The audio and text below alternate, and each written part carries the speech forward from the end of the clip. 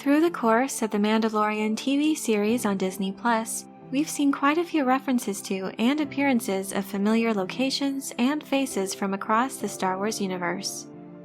Many fans of the Clone Wars and Rebels series were delighted to see the live-action appearances of classic characters such as Bo-Katan and Ahsoka Tano.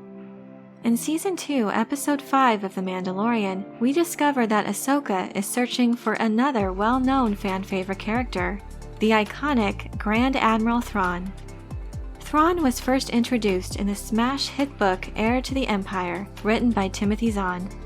This was the first in what would turn out to be a trilogy of books which proved pivotal in reviving interest in the Star Wars franchise through the mid-90s. The success of these books is thought by many to have been a driving force in George Lucas's development of the Star Wars prequel films. Sadly, since Disney's acquisition of Lucasfilm and Star Wars in 2012, the expanded universe of pre-Disney books is no longer considered canon. However, the character of Thrawn was reintroduced in the Star Wars Rebels series with a few notable differences. First, his appearance in the Legends canon took place approximately 5 years after the events of Return of the Jedi. This is where he takes command of the shattered Imperial fleet after the destruction of the second Death Star and the death of the Emperor.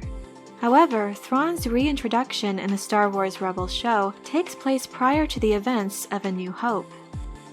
These are two vastly different settings. In Rebels, Thrawn has the full might of the Empire behind him, but in the Legends canon, the Grand Admiral is very much an underdog, having to rely on his brilliance as a military strategist with depleted forces in his attempts to win back the galaxy.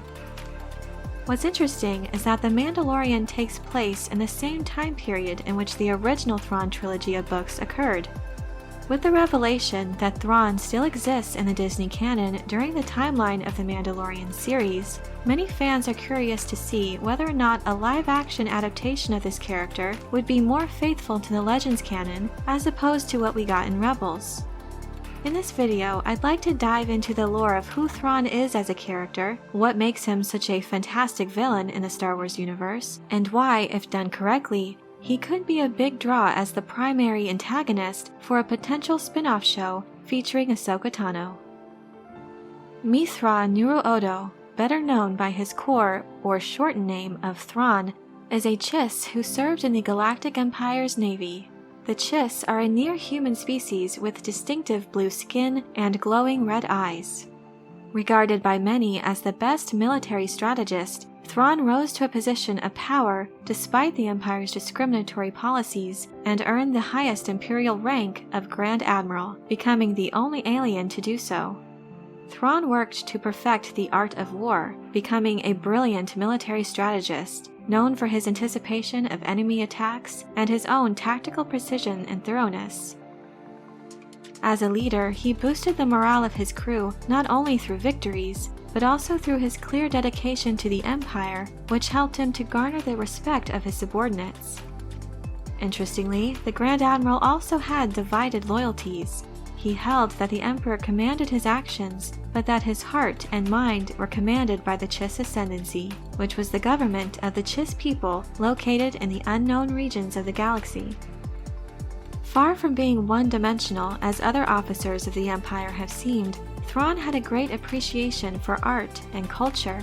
He strove to understand the history and philosophy of his enemies, believing that by gaining this depth of knowledge, he could more fully understand their psyche and in turn would use that information to anticipate and counter his enemies on the battlefront. His fascination with art, however, made him peculiar or strange in the eyes of a few of the other Imperial officers. However, the results of his brilliant strategies and tactics earned him much respect and recognition among those in the Empire's highest ranks. In addition to his ability to command starfighter forces, Thrawn also excelled at ground command, preferring to lead from the front. He had nerves of steel and proved himself to be unflinching in the face of danger. He is described as being physically fit and very agile, possessing great skill in both armed and unarmed combat. Thrawn rarely lost his cool, and only chose to break from his calm demeanor as a calculated tactic to achieve a desired result from individuals who would not listen to reason or who were resistant to changing their behavior. By keeping such a collected focus, Thrawn was not prone to making irrational or emotionally driven decisions. Also, unlike other Imperial officers, he was willing to admit defeat and would not needlessly sacrifice lives out of pride or personal vendetta. In contrast to the harsh and often sadistic methods employed by his contemporaries within the Empire, Thrawn always remained polite and respectful toward allies and enemies alike. He even encouraged his senior officers to express their own ideas and gave those ideas measured consideration. He preferred to promote creativity in his crew, in contrast to the Vader-style method of punishing or killing off personnel for minor failures. In the Legends canon, this approach was also motivated by strategy. In the interests of preserving the Empire's depleted resources in the aftermath of their defeat after the Battle of Endor, he avoided the deployment of wasteful methods that could further diminish their numbers. As a scientifically minded man, Thrawn was not intimidated by those who possessed and utilized mystical abilities.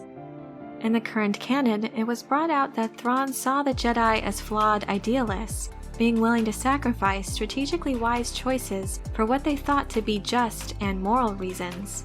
He saw the Force as a weapon, but believed that the Jedi did not really know how to use it. One exception to this was that of Anakin Skywalker, who Thrawn noted was a very skilled warrior. Ultimately, Thrawn was driven by a desire to defeat the Empire's enemies in the pursuit of establishing order. By maintaining this single-minded determination, he became a unifying force among the Empire's feuding Moffs. He is a much-beloved character to those who are familiar with the pre-Disney Expanded Universe content, and it's definitely a tall task to adapt this Grand Admiral in a way that will be pleasing to fans of the original Thrawn trilogy. Overall, these are just a few details from the current canon as well as from the legends that I've chosen to help those who are unfamiliar with Thrawn to paint a picture of who this truly iconic character is and what he stands for. As previously mentioned, given the fact that The Mandalorian is set in the same time period in which the events of the Heir to the Empire and subsequent sequels occurred, this setting could prove to be an excellent opportunity to showcase Thrawn's real strengths as a genius tactician in order to stay one step ahead of his enemies. With the Empire in disarray, it's essentially the same situation as was outlined in the Heir to the Empire novel, so that sets the stage for him to be able to truly shine as he did in those books. No doubt they'll try to take inspiration from this trilogy as they craft the story for this potential new show. What I sincerely hope for this series is the involvement of Timothy Zahn, the creator of Thrawn. Timothy was also involved in Thrawn's reintroduction in Disney's canon, so it seems like it would not be too big of a sell to get him on board for a potential new Disney Plus series. Many fans, including myself, weren't fond of how Thrawn was presented in the Rebel series. However, with the impressive aesthetics we've gotten so far from the show in general, and particularly with Ahsoka and Bo-Katan, I'm hoping they're able to pull together a decent design for the Grand Admiral, one that helps to accurately represent his awesome presence and charisma. But I'm curious to know what you think about a live-action appearance of Grand Admiral Thrawn in a potential new series. Do you think that a Shattered Empire setting would help Thrawn to showcase his antagonistic potential? Let me know in the comment section below. I hope you enjoyed this video. Leave a like if you did, and be sure to subscribe for more Star Wars and other sci-fi and fantasy content. Thank you all so much for your support, and as always, have a very nerdy day.